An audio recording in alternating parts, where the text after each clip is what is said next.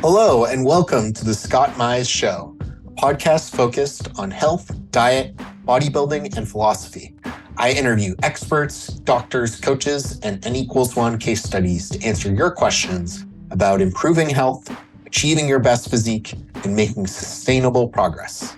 We'll cover topics from carnivore and ketogenic diets to bodybuilding to life philosophy and everything in between. Enjoy the show. This episode is brought to you by Optimal Carnivore. A lot of people ask me about organ meats. Do you need to eat organ meat? How do I eat organ meat? And Optimal Carnivore was created by carnivores for carnivores. They created a unique organ complex from grass-fed animals in New Zealand. It includes 9 different organs: liver, brain, heart, thymus, kidney, spleen, pancreas. And taking just 6 capsules is the same as eating an ounce of raw organ meat from the butcher. I've been personally using Optimal Carnivore for years. My wife and I use it almost every single day. It's great when I don't have fresh organs available, don't feel like eating them, don't feel like cooking them, or if I'm traveling, I know I can get a variety of super high quality organs daily. And they have lots of different products, from their beef liver product to their organ complex to their brain product and their bone and marrow product. They have excellent products filled with highest quality ingredients, and you can get 10% off your order and support the show by going to the link in the description of this episode and using the code Carnivore10 at checkout. That's Carnivore10 to save and support the show. Thank you. Dr. Dave Maconi is the host of the Brains and Gains podcast and YouTube channel. Dave's interviewed dozens of industry experts and puts out informative videos on training, nutrition, health, and other interesting topics. He also makes a donation to a charity of the guest's choosing with each episode, which is pretty cool.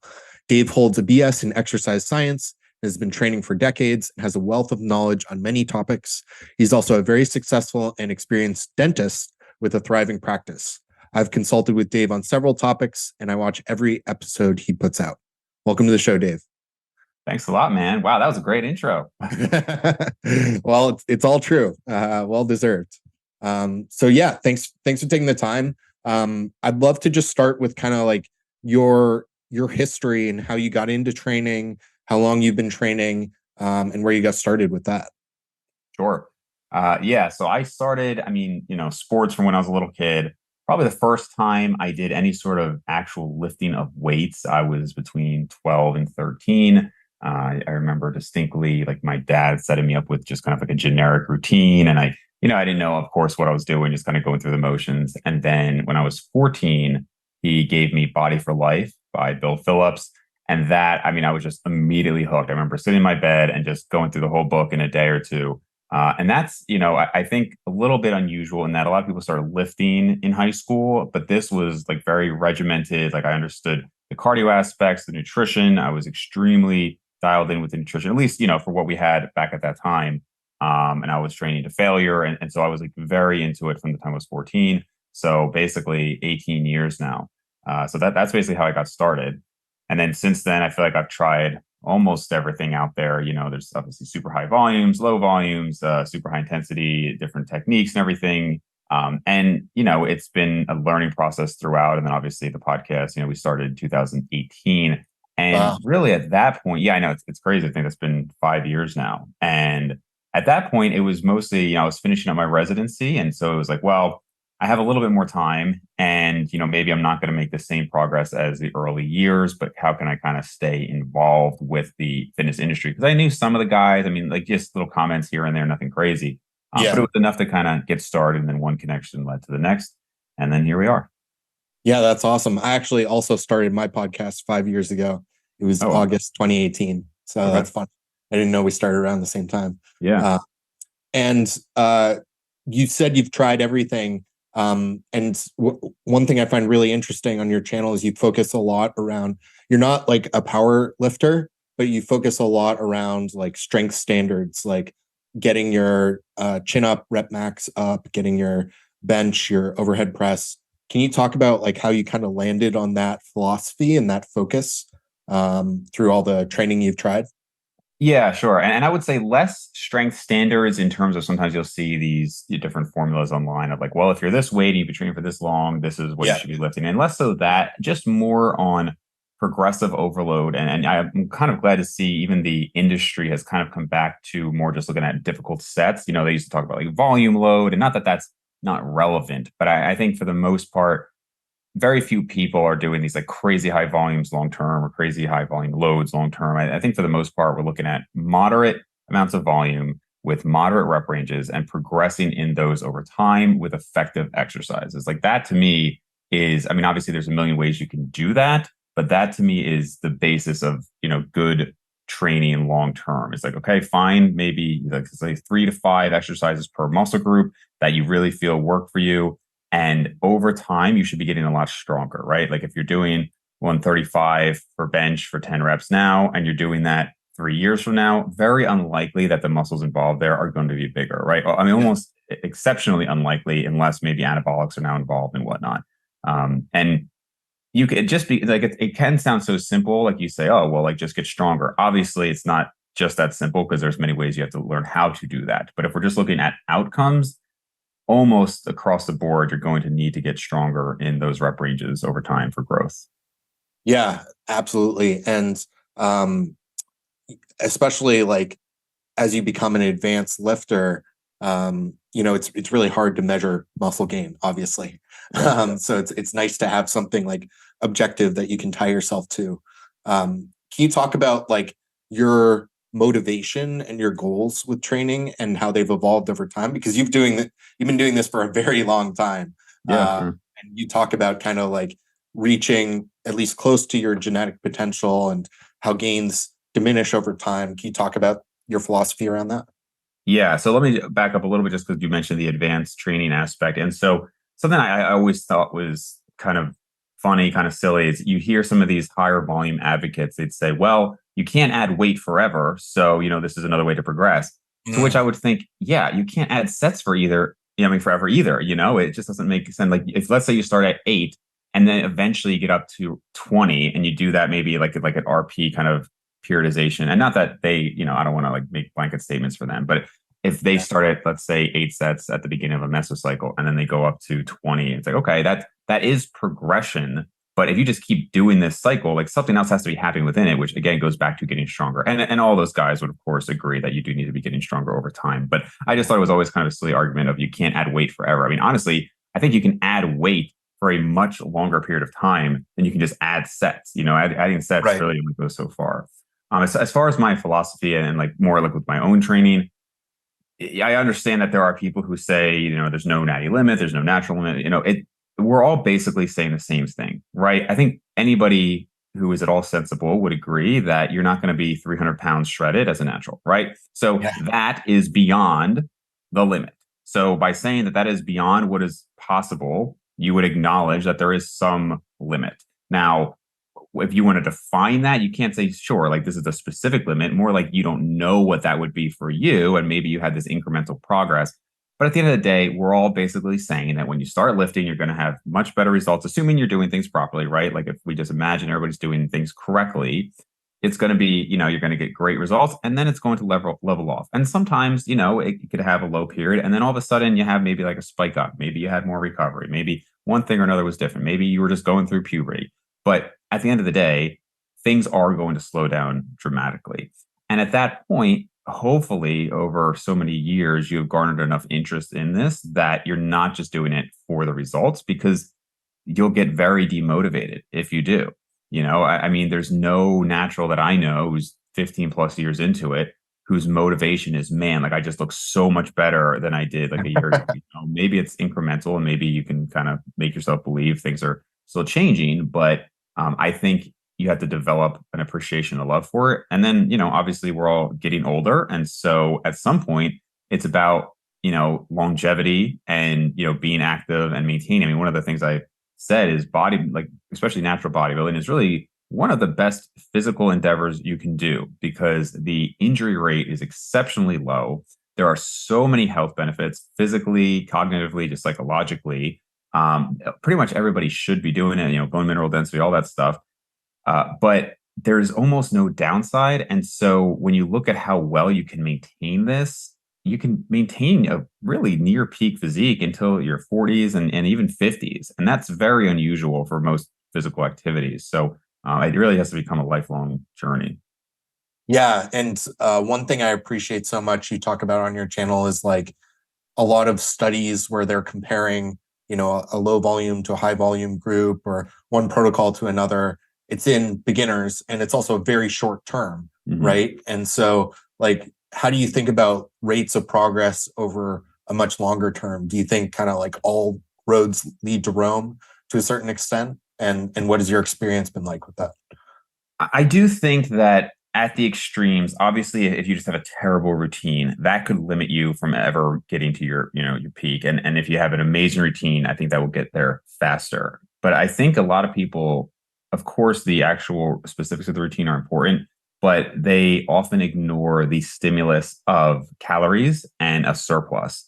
And I do think that, I mean, when you just look at how many people get to amazing physiques with dramatically different routines, it's really hard to make an argument that one is clearly so much better, right? Again, maybe you get there a little bit faster, but I think if you had whatever, like three triplets, or let's just say like 10 identical people, right, and they all over the next 10 years bulked up and then eventually after a few years cut down and bulked up and cut down, they kind of went through that process while lifting hard and keeping things sensible.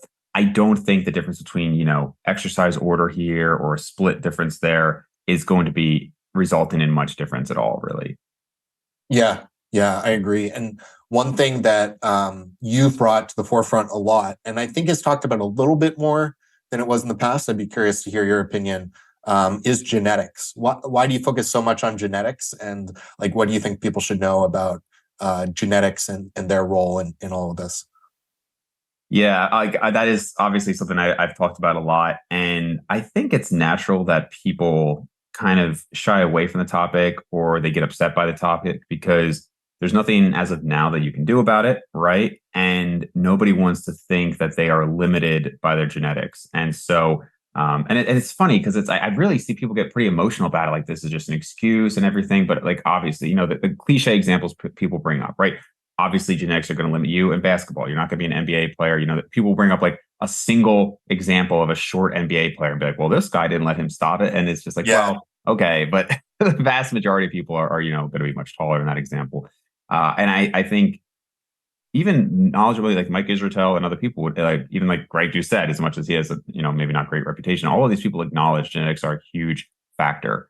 And some people say, well, you can't just have great genetics and just sit on your butt. It's like, well, of course, it's necessary, but not sufficient to get to elite levels, right? And if you just look at a bell curve distribution, it makes sense that a lot of people are going to say, well, it doesn't make that much of a difference because most people are going to be within, a single standard deviation of the norm.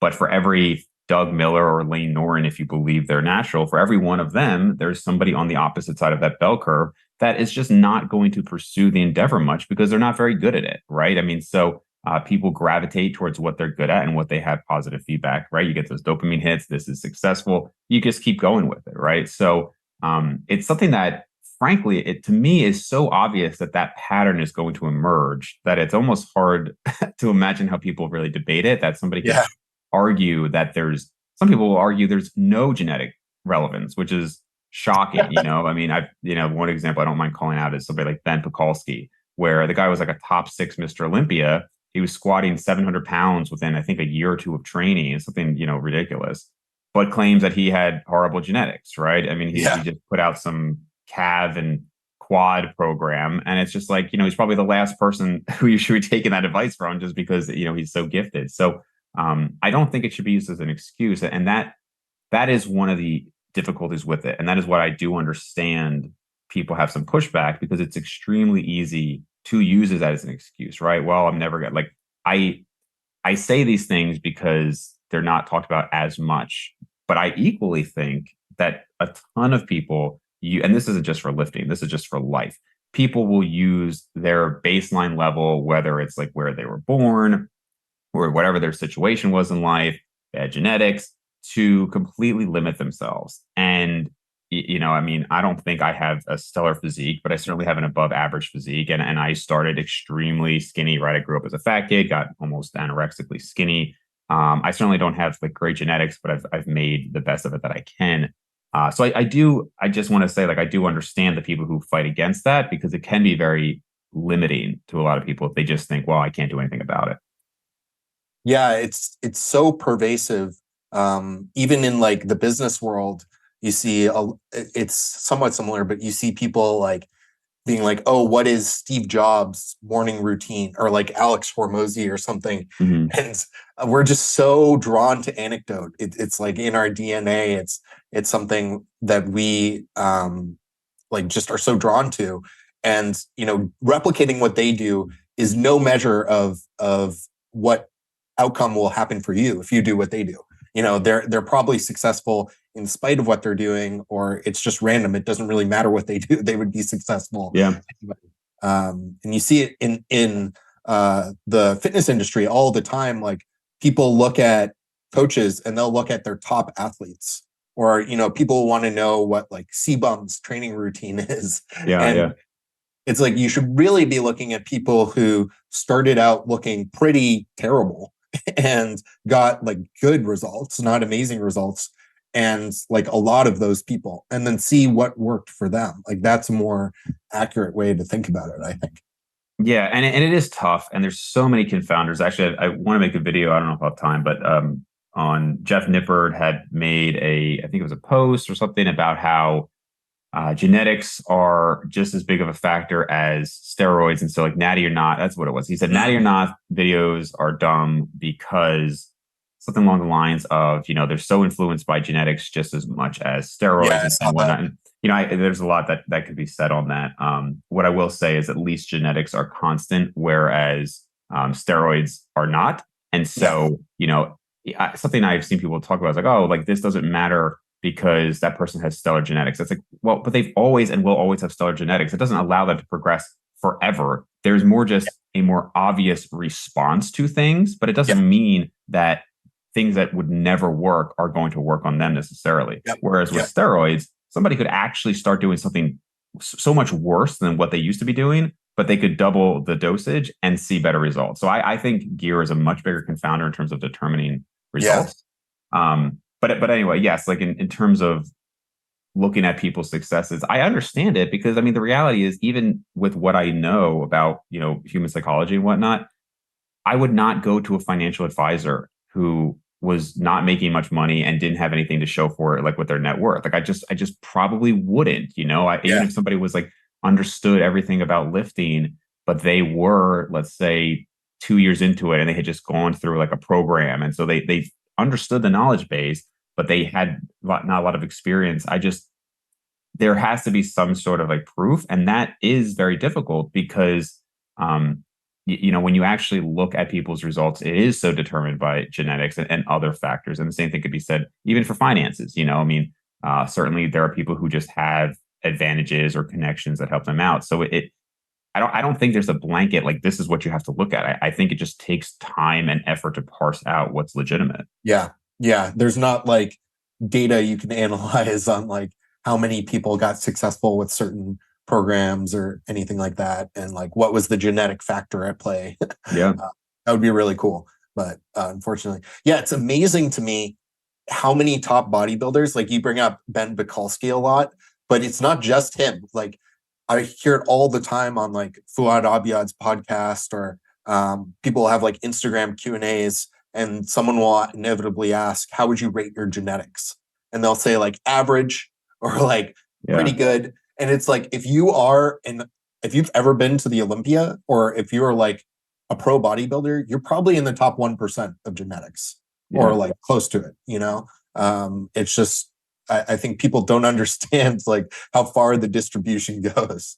Yeah. If I had like sometimes I wish like if somebody you could just have like a simulation where it's like again we'll use like that Bukowski example. It's like just putting somebody like putting him in the body of somebody else for like 5 years, right? They're like 20 years old, just somebody with like bottom of the barrel genetics, and just like to change their perception of what is possible. Because again, you get this in other areas of life too. You visit another area of the world or something, you're just like, oh wow, like your perception completely changes of like Yeah. how good or bad you have it, right?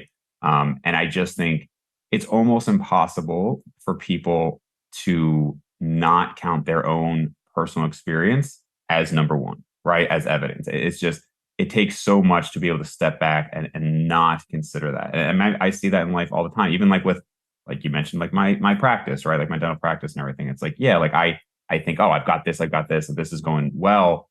But sometimes I think, well, I could have just been in like maybe like a much more competitive location, or I could not have the hand skills that I have or something, and it could just not go well. Practice is closed down, like thing. And so it's very hard to not just look at your N of one. Yeah. And like you mentioned, people like enhanced bodybuilders and people using steroids.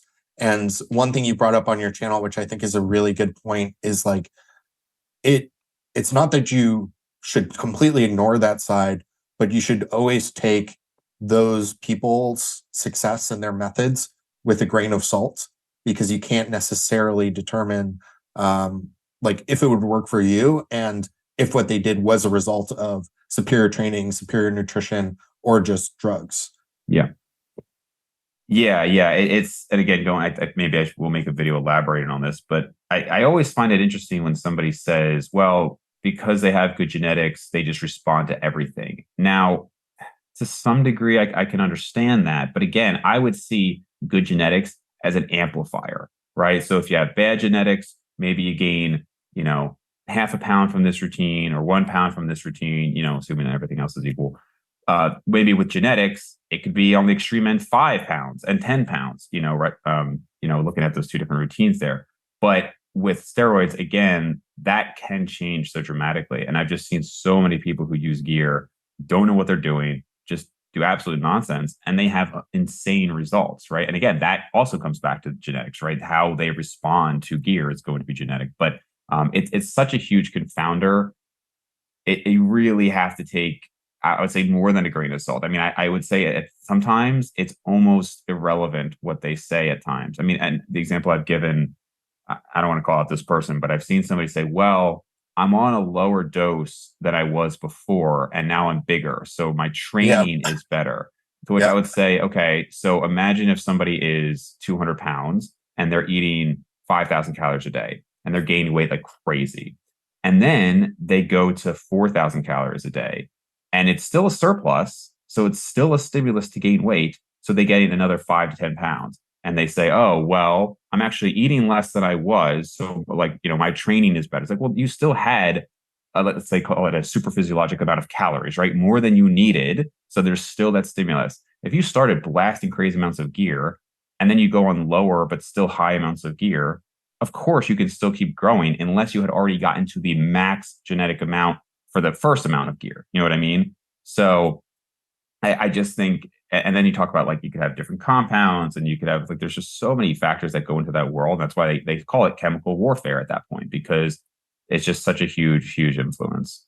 Yeah. And even like the before and after concept and like causation is so skewed in our psychology. Like people will say, like, I tried this training and I started responding so much better. You're not really like measuring your rate of progress. So it Mm-hmm. could very much be that like either it was a delayed effect, or your body was just like you said, like training results aren't linear. Sometimes you'll go through like a growth spurt, and that may not be because you changed the training stimulus, or Right. you changed what drugs you're taking, or you changed your diet. It may just be like your body was like ready for that next spurt, and it happened to happen when you changed programs. Or maybe you're just more enthusiastic and more motivated to train and more consistent. And so there are all these factors where people will automatically attribute causation to a change they made, but it's not ever necessarily that. Yeah, and that's even assuming that those changes that they're perceiving are even actually happening. And by that I Yeah. mean, yeah, like let's say they gained 5 pounds. You're right. It could just be they were just happy to go through like a spurt, or maybe there was less stress in their life or whatever else. But there's many people who they convince themselves they're making progress and they're not. I brought up my friend from college a couple of times, and every time I saw the guy, it was like, oh, this routine's amazing. I'm doing this. And it's like, hey, I appreciate the optimistic mentality, but I've been friends with you this whole time and you look exactly the same. So, this person could be that guy on a forum or Instagram talking about this amazing routine. I mean, how many influencers do we know who do look exactly the same? And they're talking about, if you want huge arms, try this. I've been doing this and it's been blasting my arms. It's like, dude, like you have amazing arms, but you had equally amazing arms 2 years ago. Yeah. It's just, so oftentimes I think people should, be a little wary when they see influencers talking about like this or that has worked so well for them. I mean, I mentioned, I'm blanking on the guy's name now, the like biomechanics guy who passed away. Doug, was it Doug? Oh, yeah. Brignoli. Yeah, yeah, Yeah.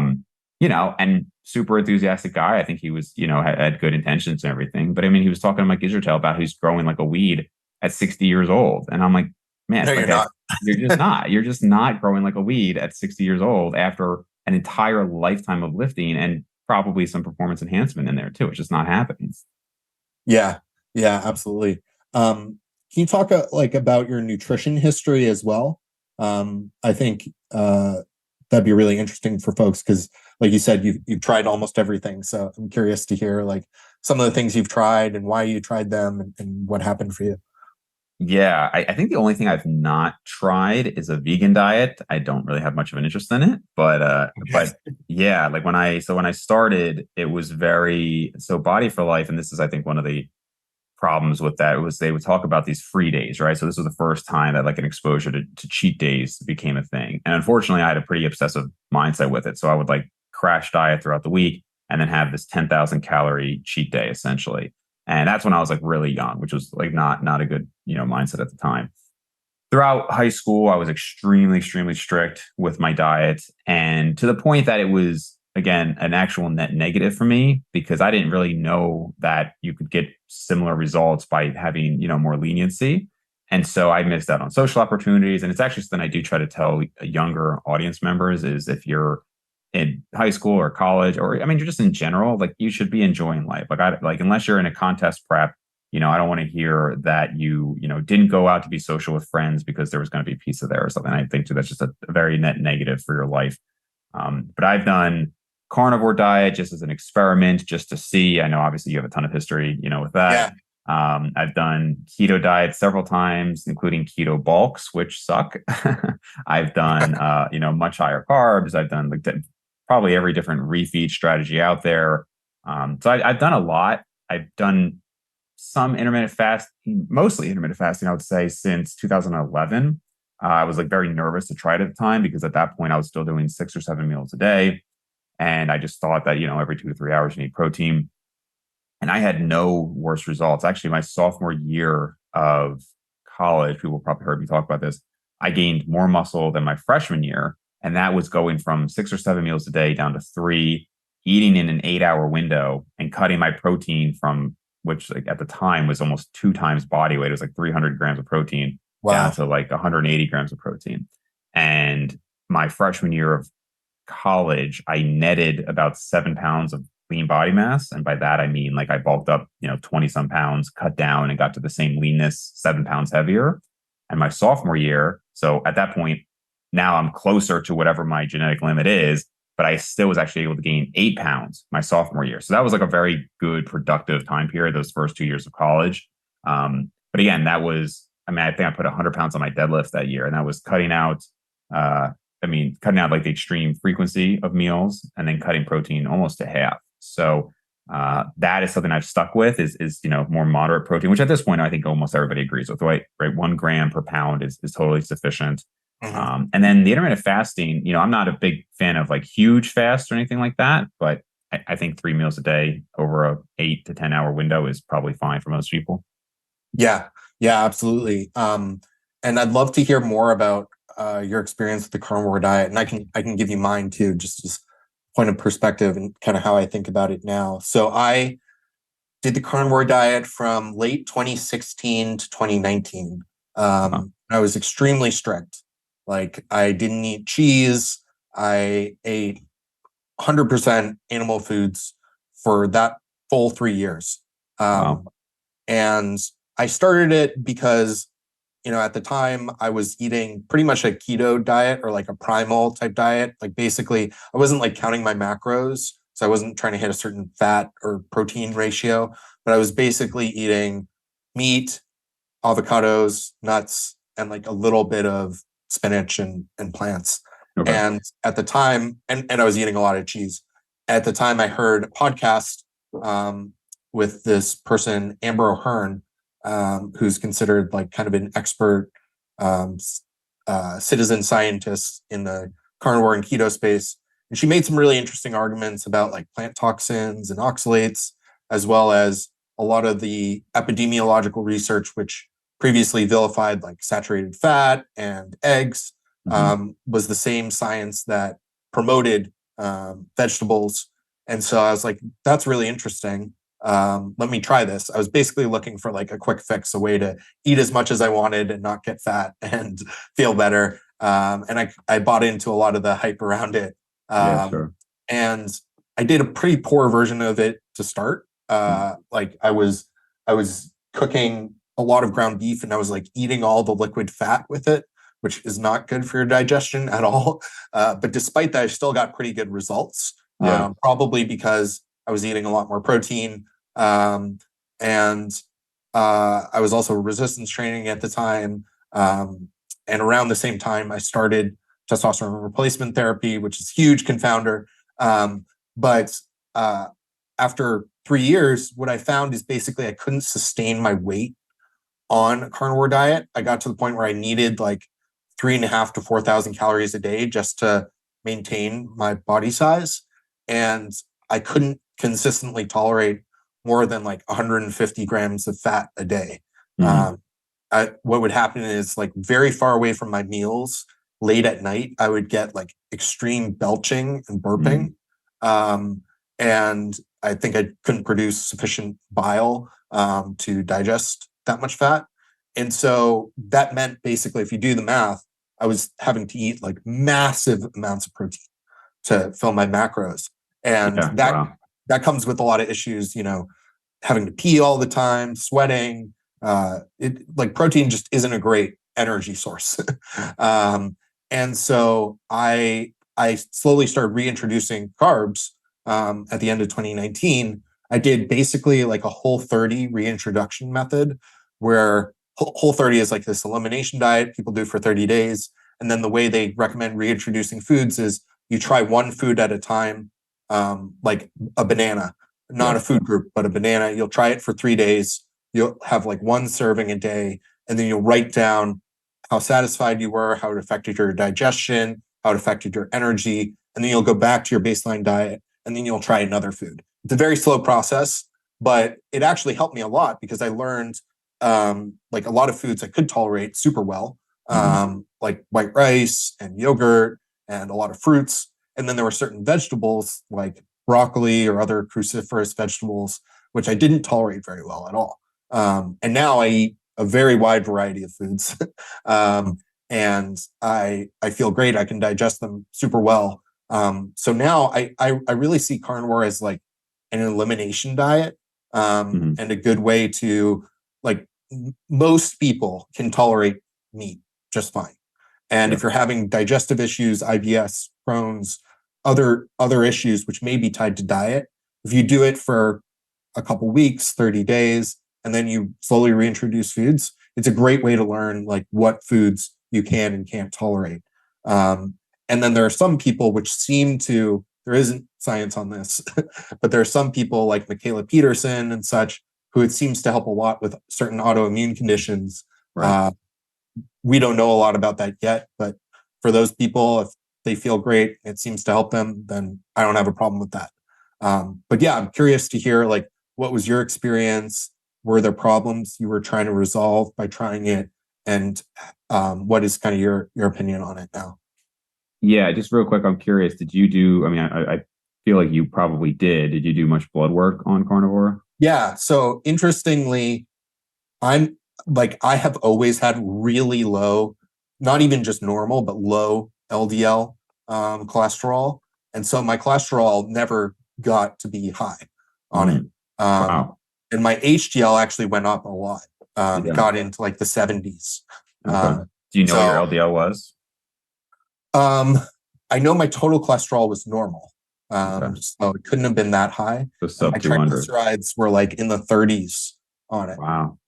So yeah, I know a lot of people, their cholesterol will go crazy on it. Yeah. Like mine actually was like very good. I'm a very insulin sensitive person, especially when I was on the carnivore diet. I was like 160 pounds, had a tiny waist. So triglycerides were always very good.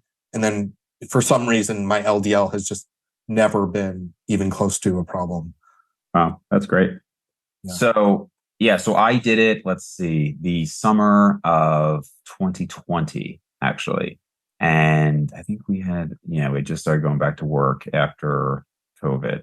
And I basically just kind of wanted to see how I felt. So I only did it for 4 weeks.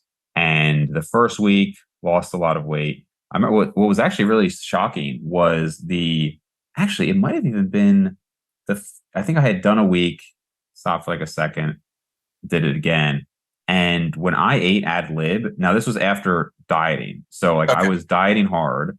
Yeah. And then I did a week ad lib and I gained actually like 5 pounds the first week. Oh, wow. And then I started to lose more weight. And I remember thinking like, okay, like I'm losing weight. This is good. And then what happened was I remember, of course, upon reintroduction of normal foods, I had all that extra fiber and everything. And I realized, oh, I hadn't actually lost weight at all. Like I was just losing that food bulk. Right. So as in terms of weight loss and weight gain, I think, obviously thermodynamics are still going to apply. It does seem like in your example and on other people's examples, they can eat more. And that's Yeah. probably just because of the extremely high protein intake, right? And maybe some carb sensitivity and whatnot. I think people are also very often miscounting, overestimating how many calories they eat on a carnivore diet. Because they Because feel so full. they cook out a lot of the fat too. Yeah. And Yeah. they think they're eating all that fat. But yeah, True. sorry to interrupt. No, that's all great points, right? So that is something you see like on keto and other diets too. People say, "Oh, I can eat whatever I want," quote unquote. It's like, well, yes, you can eat whatever you want within the confines of this restrictive diet, right? So, Yeah. like when I was bulking up on keto in high school, 3,500 calories was disgusting to me. I was drinking olive oil and eating peanut butter, which I love peanut butter, and it was just gross at some point, right? Whereas 3,500 calories normally is just not that hard. So, Yeah. as far as how I felt great on it. And the problem is, I would never do it long term. One, because it is just so restrictive. I love food. I love trying foods and like going out and everything. And at some point, I mean, of course, so like if you are like a Michaela Peterson, where you're just in constant pain and like you have like this arthritis issue, I can totally understand it because you're just weighing the pros and cons, right? So you feel so much better, but it is restrictive. But if you're like the average person who's like, hey, I just want to lose some weight or something, it's like, man, the net negative of only eating meat, like it's not like keto. Like a keto diet, especially these days, there's a lot you can do with a ketogenic diet. Still restrictive, but there's a lot you can do. But a carnivore diet is so unbelievably restrictive that I mean, you basically lost a huge part of social life. You lost a huge part of just the enjoyment of food and everything. So for that reason, I wouldn't recommend it to almost anybody. And then secondly, I do think there is sufficient evidence that links LDL to atherosclerosis. And I do think that there are going to be problems for a lot of people. Now, I know that's highly debated in the carnivore world, right? Sure. So I do think that, there is probably a difference between somebody who has very high LDL along with metabolic disease, right? Low HDL and high triglycerides, and they're obese. And that is probably very different than somebody who has high LDL with very low triglycerides, who has a low body fat, who is active with a high HDL. Those are probably, different cohorts. But I still personally would not be comfortable going decades of my life with a super elevated LDL, which my LDL was in the 300s on carnivore. Wow. My total was in the 400s, which is shocking, right? I mean, that is extremely high. And even if I felt amazing, and again, I did feel good on it. I would not be comfortable with that because of the unknown, right? If enough studies come out to show, hey, people like, we get Sean Baker's blood work and 100 other people's blood work who have been doing carnivore for 10 years and there's just no deleterious effects. And, calcium scores are still zero and all these things. Okay. Like maybe that's some more evidence for it. I don't think we're ever going to have randomized controlled trial of a decade of carnivore diet. But if we can get more and more evidence, I'd be more open to it. I do find it extremely interesting that there are these subsets of people, like you mentioned, like Michaela and Jordan Peterson and others who I do like. Anecdote is still evidence. It is low quality evidence, but it is Yeah. evidence. And when you have hundreds of people saying that they had a dramatic improvement in their autoimmune disease, even at similar body weights, Yeah. it's like that's another factor, right? You get some people go on a diet. Oh, I feel so much better. It's like, yeah, you lost Yeah. 50 pounds, right? But you have a lot of these people who are actually already thin people, or at least not fat, who feel dramatically better. And like you said, some people would argue, well, it's just an elimination diet, and that's fine. But for those people, it's a big deal, right? And again, I think somebody like Jordan Peterson can be a little over dramatic at times, Sure. definitely. That's his thing. Yeah, yeah, like he was on Joe Rogan saying he didn't sleep for 30 days, which highly unlikely, but Yeah, he did. yeah. So there are examples of that, but still, he feels that he can basically eat meat and salt and water, and then that's it. And it's like, hey, man, like if you feel so much better, and he actually, I don't know if you saw his interview with Peter Attia for Peter's No, Outlive. I didn't. So Cool. Peter or Jordan did ask him, because I've wanted to ask him, Peter specifically, about like, what do you think about this pretty large group of people who feel dramatically better, and is there something going on there? And I don't know. I mean, it does seem like for many people there is something. So I wouldn't discount that. I think something's going on there. Is it just that something else they were eating, in the standard American diet was causing problems? I don't know, but I wouldn't just totally discount it. Yeah. Yeah. I think that's a really balanced and informed perspective. And I agree with everything you said. One thing that I found really cool about your channel is like you haven't just been about fitness or nutrition. You weaved in a lot of perspective, and it's clear you're very passionate about like health topics in bodybuilding and fitness. Can you talk about like why you've decided to explore that more and make content about it? Yeah. Yeah, so it's always tough when you have a podcast or a YouTube channel to veer off from your general topics, because you have an audience that follows you for those reasons, right? So like, Yeah. I put a video out on like how to grow your arms, and that's always going to get a lot more views than like how to, do this for the long run, right? Or just how to be healthy.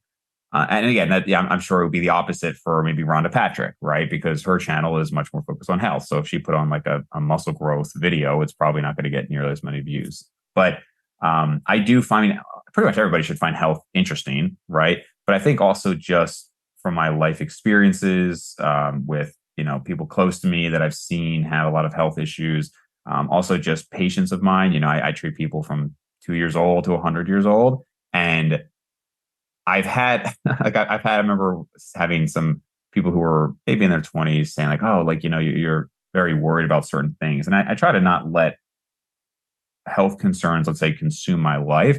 But when you see people who are towards that tail end of their life, it has an impact on you. I mean, the average person, what much older people do you see? Pretty much just your grandparents, right? Like that's most people's interactions with people who are 80 plus is their grandparents, right? The average person doesn't see a lot. Whereas I see people in their 60s, 70s, 80s every single day. And I can tell you that the decline is pretty dramatic, right? I mean, at 60, like you're still doing stuff, but a lot of people go into retirement and they think, oh, I'm going to be doing all these things. And then they have maybe a couple of years and it's like, I can't really travel or do what I wanted to do. Just sudden crises that come up for people. And then 70s, you're lucky if you're still really active. And then 80s, I mean, almost nothing at that point. People who like, well, I can't even go visit places. And there are these exceptions, but those exceptions are kind of what is motivating to make sure that you're in this for the long run. And even just from an injury standpoint, I mean, I guess this would be a funny time to talk about it, but a couple of years ago, I feel like jujitsu got huge, right? Like everybody was talking about Brazilian jujitsu, and it was just like blowing up. And it was always kind of funny to me because there were all these white belts and blue belts. So people who don't know, right? It's like white belt, blue belt, purple belt, brown belt, black belt. And all these white and blue belts were like, dude, you got to get into it. Like you're athletic, you'd be so good, and with the long limbs and all this stuff. And I'd be like, yeah, I don't know, man. Like I'm pretty sure like you're going to get injured. Like, no, you're not going to get injured. It's just about this. And it almost reminded me of when you get these people who are 1 to 2 years of into lifting, and they say, "Oh, well, Michael Hearn's natural. I could be like that in 20 years." And it's like it's consistently the people who are just starting with lifting who are oftentimes a little delusional about what's possible. And it's very rare that you get somebody who's 10 years in who doesn't understand some of the limits there. And so with jujitsu, any black belt or brown belt will tell you you will get injured. Like you're going to get injured. I remember I met up with Mike Isertil at a jujitsu gym, and he was like, "No, like you will get hurt at some point." It's like just rampant, like people who need surgeries, like all these things. And I look at that, and I'm like, okay, so if I'm trying to do this for the long run, I don't want to get into jujitsu just to like get ACL tears and like shoulder problems, all these things. Whereas going back to what I said before with bodybuilding, it's just like you're so much less prone to injury. And so I hate to be, only in my early 30s and thinking like an old man or something like I can't do this or that thing. And there's something to be said for experiences. But more and more as I get older and see older patients, I do try to make sure that anything I do is not going to interfere with my ability to do more activities when I'm older. Yeah, I think that's a great philosophy. It's funny, I've tried jujitsu twice, and both times I've gotten seriously injured. Really? Yeah. So the first time I did it, I showed up to like a lunchtime class. There were like 6 guys there. They were like, and I was super enthusiastic about it. And usually, at least the classes I went to, like the first half, you'll like drill some new move, which is like very casual and slow. And then for the last bit, they'll be like, okay, now you roll and you like rotate partners and you basically like try to take the other one down. And I was really bad. And I was like 165, 170 pounds at the time. And there were like 2 guys who were like 220 plus. And these guys just basically sat on me. And I remember coming out of the class and I was exhausted, covered in sweat, amped up, felt good. I went back on the subway and I was sitting down on the subway. And like as I calmed down, I started realizing like, wow, I'm in a lot of pain. Mm. And for like, and then slowly over the next few days, my ribs started hurting so much. And it turned out I actually, one of the like really small ribs at the bottom Mm-hmm. of your rib cage, I broke one of those. It was Oh, wow. extremely painful. And I like couldn't lie on that side, turned all weird colors. So that was the first time I tried jujitsu. Wow. And then the second time, I have a really bad back from rowing. And so I had a pretty bad injury from that as well. So yeah, I forgot you rode. Yeah, you were yeah, pretty into it, right? yeah. I rode competitively for um, 8 years. So I started in 8th grade, and then I was recruited to college for rowing, lightweight rowing, and I Wow. rode competitively there. Is that pretty common to get back injuries from rowing? Oh yeah, very common. The problem is in the U.S. they stick everyone in 8-man boats, which is Mhm. sweep rowing, which means you have one oar rather than 2 oars. 2 oars is Uh, called sculling, and so it's very asymmetrical. You're twisting to one side, oh, yeah. all the load. You're on a moving seat, so people think like, oh, you're rowing with your back. You actually row with your legs. You push from the seat, and then the load transfers through your back to the oar. It's kind of like doing a deadlift. Yeah. Um, and one PT described it to me at one point as like moving pianos around corners is basically what you're doing over and over and over and over and over again in this repetitive motion. Combined with lightweight rowing, you're like cutting, you're doing these extreme diets to make weight. So Wow. yeah, Is it's there a much lower injury risk with the two oar rowing? yes, yes, I a would lot assume fewer so. injuries than that. And in like Europe and other parts of the world, a lot of people learn to row in 2 oar boats in like sculling. But just because in the US they're like, trying to get as many kids out on the water as possible, and it's Mhm. like easier to coach just a bunch of kids in one boat. They stick everyone in 8-man boats. I feel like I would just wonder why is that even a thing? Like without Yeah. knowing anything about rowing, I'm like, why would it not always be two oars? That just seems The silly. eights are the most exciting. They go the fastest. Okay. And so, yeah, that's like kind of always been the Huh. main event. Interesting. Okay. Yeah. Yeah, so and I'm sure there are people who will listen, or just people out there who are super into jujitsu and they've never been injured, and they'll say, "Oh, just Yeah, roll with the right people and don't let yeah, ego get in the way. Tap early." Like I understand, but it's kind of like again, show me like a super successful power lifter who's 50 plus who doesn't isn't like riddled with injuries. Like and to be clear, powerlifting is way lower risk than jujitsu. Like jujitsu, you are yeah. against another human being, Or different body tennis, weight. running. Yeah. It's just, and I mean, I love tennis, and I think you have to be careful with again, like any asymmetries, right? You're always going to be hitting with one hand for the most part and whatnot. Like but jujitsu probably would have, I would have to imagine outside of like boxing would have some of the highest injury rates because again, it's combat with another person. Yeah, And I mean, you're just not going to convince me that like if you just look at the anecdotal evidence, almost everybody who has been doing. I mean, I had an assistant whose husband was like a high level jujitsu guy, and he was riddled with injuries. I have an employee whose husband is just got his black belt.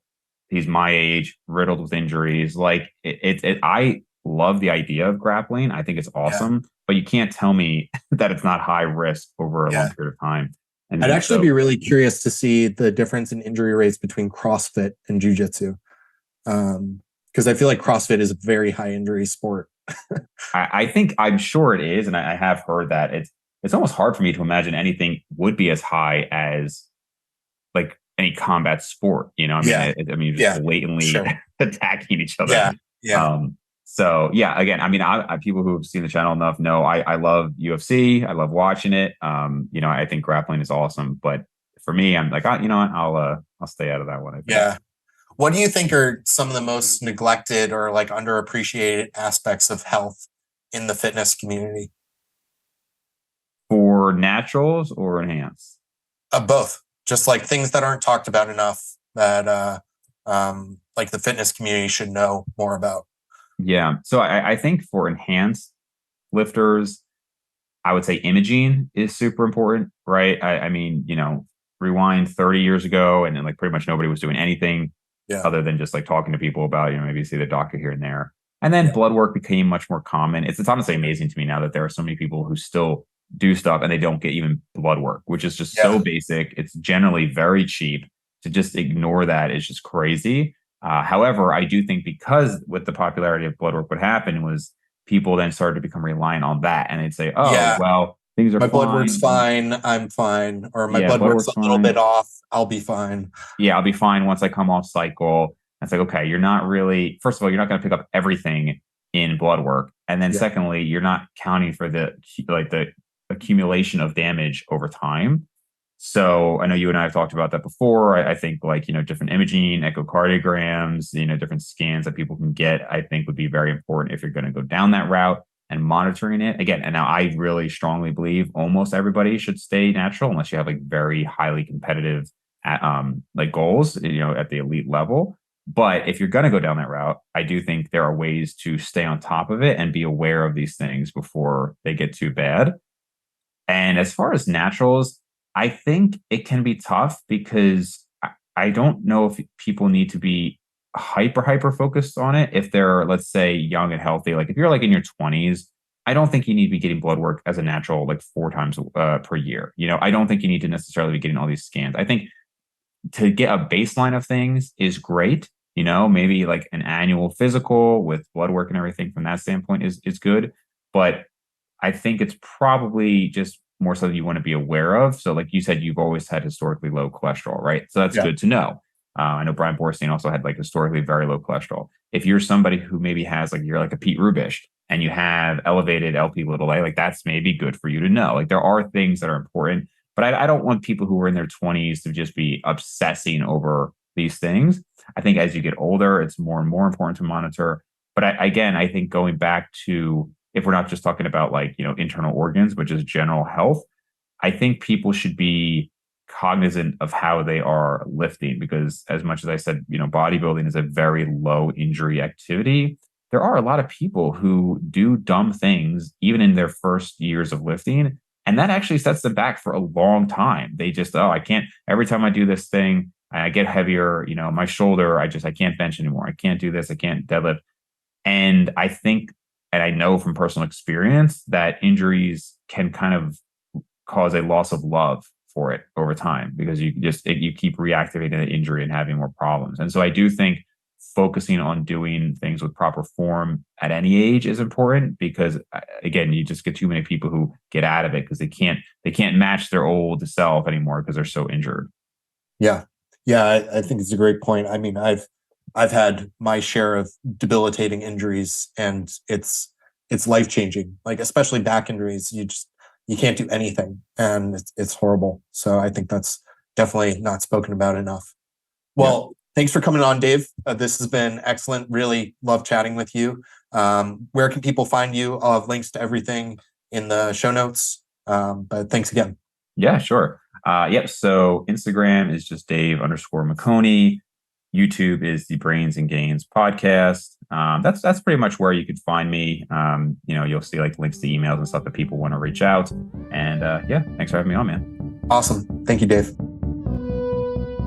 Thank you for listening to the show. You can find The Scott Mize Show on Instagram, YouTube, Facebook, and Twitter. Please leave a comment, like, review, or share the podcast with your friends or followers. It helps more people find the show.